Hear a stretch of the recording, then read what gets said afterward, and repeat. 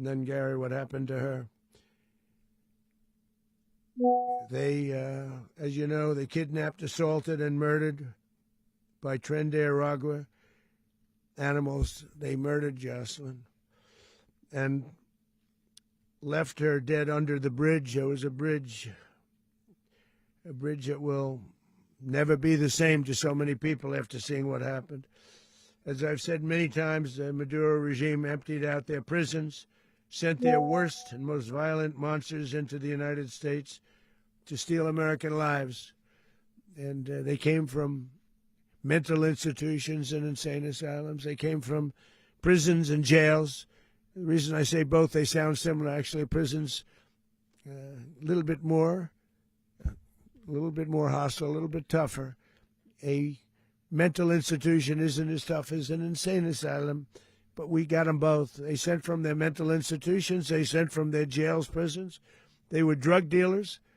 They were drug kingpins. They sent everybody bad into the United States, but no longer. And we have now a border where nobody gets through. In addition, Venezuela unilaterally seized and stole American oil, American assets, and American platforms, costing us billions and billions of dollars. They did this a while ago, but we never had a president that did anything about it. They took all of our property. It was our property. We built it. And we never had a president that decided to do anything about it. Instead, they fought wars that were 10,000 miles away. We built Venezuela oil industry with American talent, drive, and skill, and the socialist regime stole it from us during those previous administrations, and they stole it through force.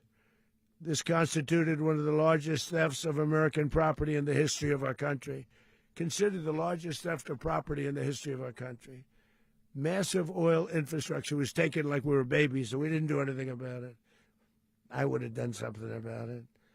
America will never allow foreign powers to rob our people or drive us back into and out of our own hemisphere. That's what they did. Furthermore, under the now deposed dictator Maduro, Venezuela was increasingly hosting foreign adversaries in our region and acquiring menacing offensive weapons that could threaten U.S. interests and lives. And they used those weapons last night. Potentially in league with the cartels operating along our border.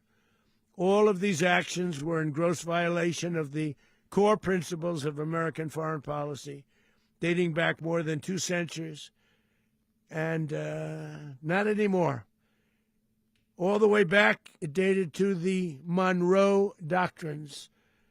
And the Monroe Doctrine is a big deal, but we've superseded it by a lot, by a real lot. They now call it the Monroe Document. I don't know. It's Monroe Doctrine. We sort of forgot about it. It was very important, but we forgot about it. We don't forget about it anymore. Under our new national security strategy, American dominance in the Western Hemisphere will never be questioned again. Won't happen. So just in concluding, for decades, other administrations have neglected or even contributed to these growing security threats in the Western Hemisphere. Under the Trump administration, we are reasserting American power in a very powerful way in our home region. And our home region is very different than it was just a short while ago. The future will be, and we did this in my first term. We had great dominance in my first term, and we have far greater dominance